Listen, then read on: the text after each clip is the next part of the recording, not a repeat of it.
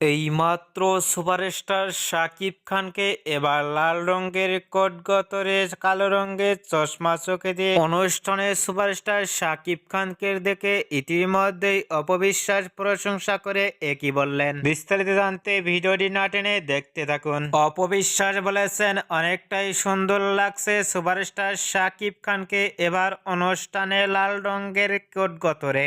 শাকিব খানকে এরকম লুকো গেটাপে কখনো দেখা যায়নি। অনুষ্ঠানে এবার দুর্দান্ত লুকে ধরা দিয়ে লাল রঙের কোট গতরে সোশ্যাল মিডিয়ায় ঝড় তুললেন। অনুষ্ঠানে শাকিব খানকে দেখে ইতিমধ্যেই অপবিশ্বাসের ভক্তরাই অবাক হয়ে পড়ছেন সুপারস্টার শাকিবকে দেখে।